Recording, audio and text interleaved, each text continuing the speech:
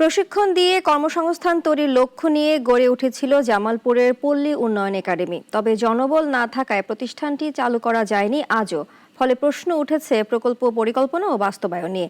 উন্নয়ন প্রকল্পে ব্যয় হওয়া অর্থের অপচয় রোধে তাই দ্রুত পদক্ষেপ নেওয়ার দাবি স্থানীয়দের। আব্দুল্লাহ আল লোমানের রিপোর্ট, জানাচ্ছেন সিরাজুমনির শুভ।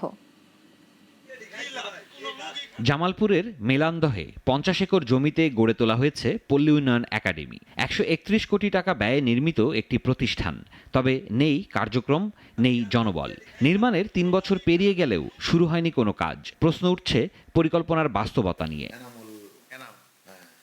2016 সালে প্রকল্প অনুমোদনের পর শুরু হয় নির্মাণ কাজ। 2022 সালে নির্মাণ শেষে ভবনটি হস্তান্তর করা হয়। লক্ষ্য ছিল দরিদ্র জনগোষ্ঠীকে জনশক্তিতে রূপান্তর করা। অথচ 3 বছর ধরে ভবন খালি। এখন দীর্ঘদিন হয়ে গেল এই একাডেমির কোনো কার্যক্রম নাই। এখানে প্রতিষ্ঠানটা দিছে, প্রতিষ্ঠানটা ঠিক মতো চালু হইতেছে না। তদারকির অভাবে এবং সঠিক যত্নের অভাবে আমাদের পরিবেশটা আসলে ধীরে ধীরে নষ্ট হয়ে যাইতেছে। শেখায়ও না, আমাদেরকে ডাকেও না, শুধু বিল্ডিংটি দাঁড়িয়ে আছে। প্রতিষ্ঠানে 110টি পদ অনুমোদিত থাকলেও এখন পর্যন্ত কেবল মহাপরিচালকের পদ পূর্ণ। বাকি সব পদ পড়ে আছে শূন্য। জনবল সংকট যদি কাটিয়ে ওঠা যায়, নিয়োগ করা যায়, তাহলে যে উদ্দেশ্যে এই একাডেমিকে প্রতিষ্ঠা করা হয়েছে সেই উদ্দেশ্যে সফল হবে এবং এত অঞ্চলে মানুষের আর্থসামাজিক অবস্থার পরিবর্তন ঘটবে।